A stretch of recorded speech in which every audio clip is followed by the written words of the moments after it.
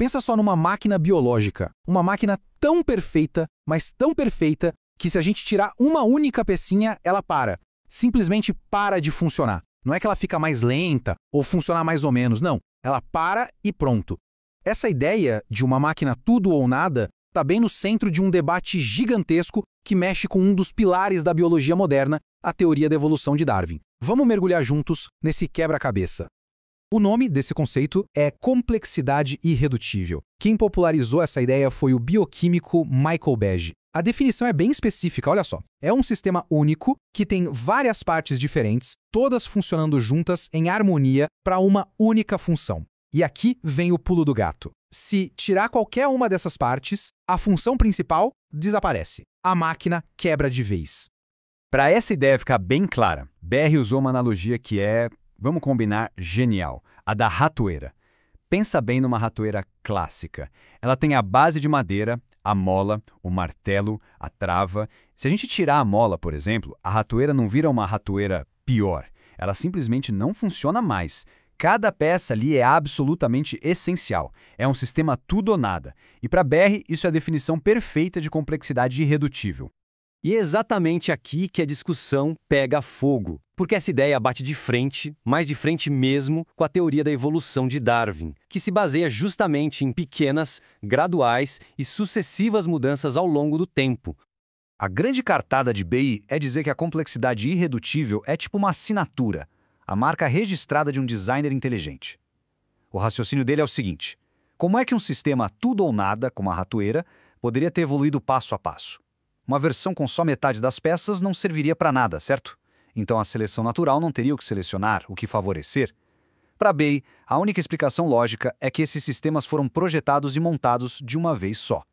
Pois é, mas é aqui que o contra-ataque começa. E ele não mira nas bordas, ele vai direto na base do argumento. O filósofo Graham Opp, por exemplo, foi um dos que apontou que a própria definição de complexidade irredutível é, digamos, meio escorregadia. Opp mostra que essa definição tem um dilema. Dependendo de como a gente interpreta a frase composto por várias partes, o argumento de Behe ou fica fraco demais ou se torna banal, trivial. Ele basicamente propõe duas leituras possíveis, uma estrita e uma mais ampla, e nenhuma das duas se sustenta. Olha só como Opp desmonta a coisa. Primeiro, a interpretação estrita. Nela, o sistema tem que ter só as peças essenciais, sem nada sobrando. O problema é quase impossível achar um exemplo assim na biologia real. A natureza adora uma redundância, um plano B.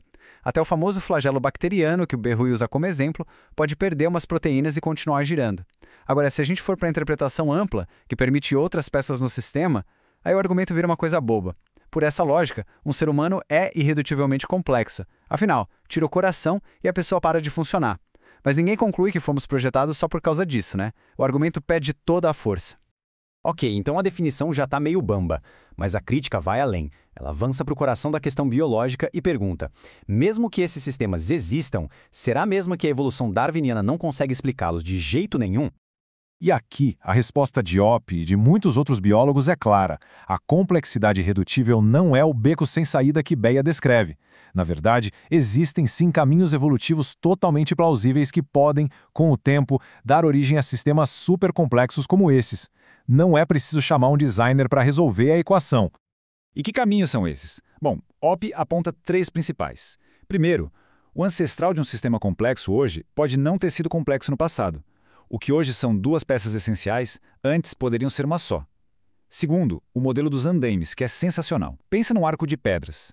Ele é irredutivelmente complexo. Tira uma pedra do topo e tudo desaba. Mas como ele foi construído? Com um andaime de madeira por baixo que depois foi retirado.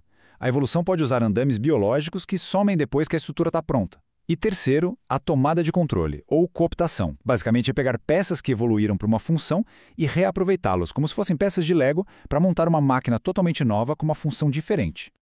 E a discussão não para por aí. Ela sai da biologia e entra de cabeça na filosofia da ciência, tocando num ponto crucial que ajuda a separar o que é uma teoria científica de outras explicações, a tal da falseabilidade. Falsabilidade. O nome parece complicado, mas a ideia é simples. Para uma teoria ser científica, tem que ser possível provar que ela está errada. Tem que existir algum teste, alguma observação que, se acontecer, mostre que a teoria furou. Se não tem como testar ou refutar uma ideia, ela pode ser interessante, mas não é ciência.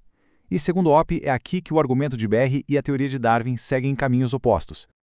E essa diferença é brutal. A teoria de Darwin é falseável. O próprio Darwin disse como, se encontrarem um único órgão complexo que não poderia ter se formado por pequenas modificações sucessivas, a teoria dele inteira cai por terra.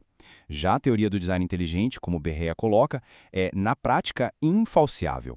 Para provar que ela está errada, a gente teria que olhar todos os sistemas biológicos do universo e provar que nenhum deles foi projetado.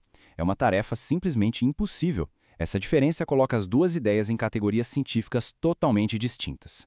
Então, vamos juntar as peças. A gente viu o problema da definição, viu os caminhos que a evolução poderia ter tomado e viu a questão da falseabilidade. No fim, qual é a conclusão da análise de Opp sobre o argumento da complexidade irredutível? O ponto central é este. Só porque um sistema hoje parece uma máquina perfeita e irredutível, isso não nos diz nada sobre como ele era no passado. Mecanismos como os andaimes e o reaproveitamento de peças mostram que a evolução tem sim um kit de ferramentas poderoso para construir essas máquinas complexas aos poucos. No fim das contas, a complexidade irredutível não é o checkmate contra Darwin que parecia ser à primeira vista. Em resumo, a conclusão que a análise apresenta é bem clara. O argumento da complexidade irredutível, apesar de ser muito intuitivo, muito poderoso na sua simplicidade, parece não se sustentar quando a gente olha mais de perto. Seja na sua própria definição, nas suas bases biológicas ou no seu status como teoria científica. Ele simplesmente não oferece um motivo forte o suficiente para a gente abandonar o modelo evolutivo que temos hoje. Isso tudo nos deixa com uma pergunta final, uma que vai muito além desse debate. A evolução é, em grande parte, uma ciência histórica. Não dá para a gente replicar a história da vida num tubo de ensaio. Então, como é que se decide qual é a melhor explicação para o passado? Que tipo de evidência tem mais peso? É uma pergunta que força a gente a pensar sobre a própria natureza da ciência e de como construímos nosso conhecimento sobre o mundo.